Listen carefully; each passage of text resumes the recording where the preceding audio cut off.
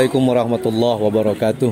Bismillah, alhamdulillah, wassalatu wassalamu ala rasulillah Sayyidina Muhammad ibn Abdullah wa ala alihi wa sahbihi wa wala la hawla wa la quwwata illa billah. Ma ba'du. Para pemirsa yang dimuliakan Allah Subhanahu wa taala, alhamdulillah pada pagi hari ini saya bersama Balad Sufi barusan saja melakukan ziarah di makam Sunan Gunung Jati dengan berharap keberkahan dari Allah Subhanahu wa taala.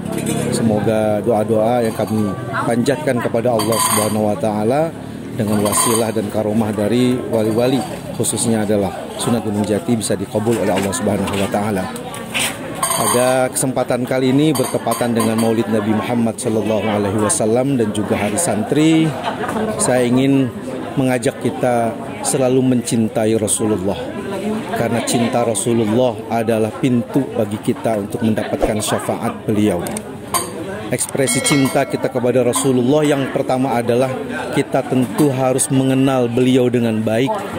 Mengenal beliau itu dari pertama sirah, perjalanan riwayat historis beliau, baik itu sejak kecil sampai pada masa bi'tsah pada usia 40 tahun, terlebih setelah beliau dinobatkan sebagai Nabi dan Rasul akhir zaman.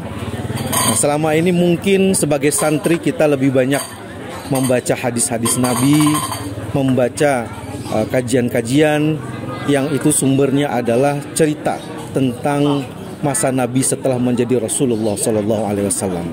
Nah, pada kesempatan ini saya ingin mengingatkan bahwa Nabi sebagai sumber inspirasi kita, manusia pilihan Allah yang sudah dipastikan maksum. Tentunya Nabi di sini adalah sumber untuk kita mempelajari berbagai macam tata cara hidup, terutama akhlak yang merupakan puncak dari tujuan dihadirkannya Nabi buat kita semua. Nah, belajar tentang akhlak Nabi di sini tidak cukup hanya dengan membaca riwayat setelah usia Nabi 40 tahun atau setelah Nabi ditahbiskan menjadi Rasul. Kita perlu juga mempelajari riwayat Nabi justru sejak Nabi kecil. Karena di sanalah kita bisa mencontoh bagaimana Rasulullah ketika masih berusia kecil menghormati orang tua, menghormati keluarganya, belajar dalam artian mengikuti apapun yang diperintahkan oleh orang tuanya dan orang-orang yang menjaga beliau, dan kemudian bergaul dengan sesamanya sehingga mendapatkan gelar Al-Amin, orang yang tak pernah bohong sejak dari sebelum beliau diangkat menjadi Rasulullah SAW. Nah, perjalanan hidup Nabi mulai Nabi lahir sampai wafatnya keseluruhannya inilah sumber yang harus kita perhatikan. Jadi bukan hanya kita mempelajari tadi apa yang tertuang di dalam kitab-kitab hadis Nabi atau kitab-kitab yang ditulis para ulama ketika Nabi sudah menjadi Rasul, tapi kita harus menggali lagi histori, sejarah Nabi ketika Nabi belum masuk menjadi seorang Nabi yang diutus oleh Allah. Banyak sekali hikmah-hikmah yang perlu kita dapatkan dari sana. Misalnya, sebagaimana kita ketahui bahwa Nabi ketika lahir langsung dikirim ke pedalaman.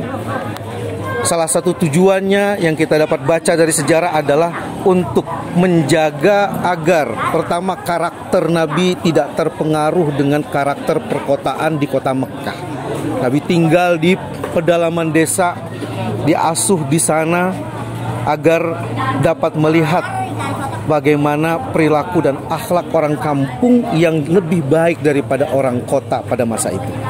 Yang kedua, diajarkan tentang bahasa Arab yang lebih halus, bukan bahasa yang kasar seperti layaknya di perkotaan. Nah, ini sama seperti layaknya santri yang belajar masuk ke pondok pesantren untuk memasuki tahapan-tahapan menguasai tata kerama lingkungan yang baik, belajar bahasa yang baik sebagaimana ketika Nabi masih kecil.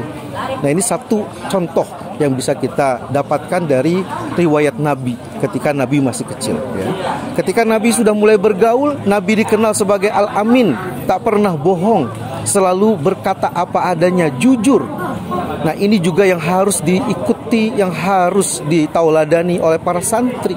Santri adalah harusnya menjadi kelompok panutan karena kejujurannya, karena ucapannya yang bisa diterima, dipegang, tak pernah bohong. Krisis moralitas kita pada saat ini yang dialami bangsa kita bersumber pada seringnya, mudahnya kita berbohong kepada sesama. Nah, kalau masa depan nanti diisi oleh generasi yang jujur, generasi yang tak pernah mengatakan dusta kepada siapapun, kita yakin ke depan ini bangsa Indonesia akan diisi oleh generasi yang gemilang. Bangsa ini akan menjadi bangsa yang lebih baik. Tak akan ada lagi korupsi, tak akan ada lagi kejahatan-kejahatan. Kenapa? Karena generasinya adalah generasi yang jujur, sebagaimana dicontohkan oleh Rasulullah Sallallahu Alaihi Wasallam. Nah, saya kira ini hal yang penting kita refleksikan di peringatan Maulud Nabi Muhammad Sallallahu Alaihi Wasallam pada masa ini. Tadi dengan tidak sekedar gitu ya kita berdebat hal-hal yang telah dituliskan di dalam kitab sunnah, tapi kita cobalah mendalami lagi sirah Nabi sebelum Nabi diangkat menjadi Rasul, karena itu adalah sumber inspirasi kita, sumber yang bisa kita ikuti. Kenapa? Karena itu adalah masa-masa di mana beliau mendapatkan pendidikan, beliau sedang belajar menemukan jati dirinya, sehingga beliau akhirnya dipilih menjadi Al-Mukhtar sebagai Nabi akhir zaman. Nah, itu yang dapat saya sampaikan dalam kesempatan kali ini. Mudah-mudahan kalimat singkat ini bisa bermanfaat dan menjadi peringatan khususnya buat saya sendiri dan umumnya buat pemirsa yang mengikuti channel ini. Hadanallahu wa iyyakum ajma'in, wabillahi taufiq wal hidayah. Wassalamualaikum warahmatullahi wabarakatuh.